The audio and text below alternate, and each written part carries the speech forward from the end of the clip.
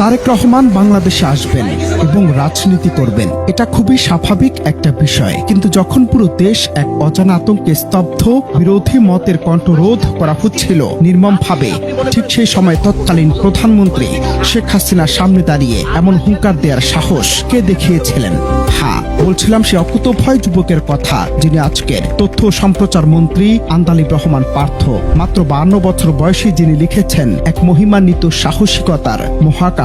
চাইলেই তো পারতেন বিগত সরকারের আমলে ক্ষমতার উচ্চ প্রাসাদে আইসি জীবন কাটাতে, কিন্তু কেন তিনি বেছে নিয়েছিলেন কণ্টকাকীর্ণ পথ? তিনি কি আগে থেকেই জানতেন ছাত্র জনতার এক ঐতিহাসিক অভ্যুত্থানে নতুন করে জন্ম নেবে এই বাংলাদেশ? এই অদম্য সাহসের উৎস খুঁজতে আমাদের ফিরে তাকাতে হবে ইতিহাসের পাতায়। 1974 সালের 20 এপ্রিল ভোলার এক সম্ভ্রান্ত বালিয়া তালুকদার বংশে জন্ম নেন পার্থ। 18 শতকে আফগানিস্তান থেকে আসা মুঙ্গা খাঁর বংশধর তারা, যারা মোগলদের থেকে পেয়েছিলেন সিকদার খেতাব।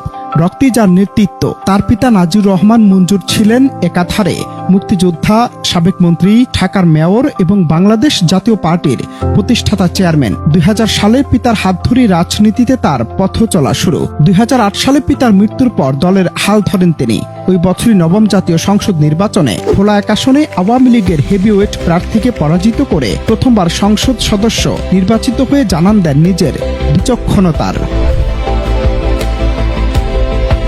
সংসদে পা রেখে পার্থ হয়ে ওঠেন এক প্রতিবাদী কণ্ঠস্বর। 2009 থেকে 2014 সাল পর্যন্ত সংসদীয় কমিটিতে থেকেও তিনি কখনো অন্যের সাথে আপোষ করেননি। যখনই সুযোগ পেয়েছেন বিগত আওয়ামী লীগ সরকারের সীমাহীন দুর্নীতি আর লুটপাটের বিরুদ্ধে চোখে চোখ রেখে সরাসরি প্রতিবাদ করেছেন। 2014 সালে প্রহসনের নির্বাচন বয়কট করে তিনি প্রমাণ করেছেন ক্ষমতার চেয়ে তার কাছে রাজনৈতিক আদর্শ অনেক বেশি মূল্যবান।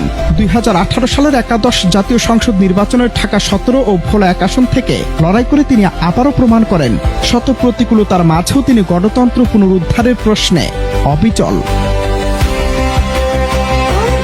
কিন্তু এই পথ মোটেও কুসুমাস্তীর্ণ ছিল না। এই মহাকাব্যের আড়ালে লুকিয়ে আছে কত শত নির্যাতন আর বঞ্চনার গল্প।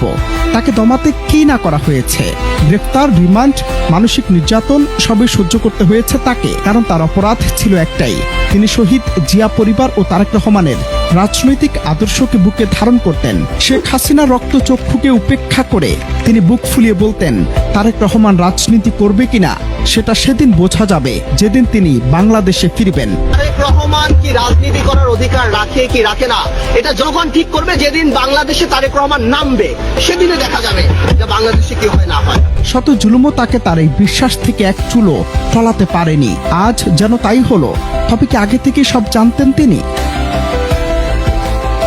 আর আজ সময় পরিক্রমায় সে বিচক্ষণ রাজনৈতিক সমীকরণ যেন মিলে গেছে অক্ষরে অক্ষরে। ছাত্র জনতার রক্তস্নাত অভ্যুত্থানে নতুন করে স্বাধীন হয়েছে দেশ। আর সেই চরম দুঃসময় যে মানুষটি হাল ছাড়েননি, আজ তিনি একটি গুরুত্বপূর্ণ মন্ত্রণালয়ের দায়িত্বে। সততা, সাহস আর ত্যাগের এর চেয়ে বড় পুরস্কার আর কি হতে পারে যে তারেক রহমানের ফেরার অপেক্ষায় তিনি বছরের পর বছর লড়াই করেছেন।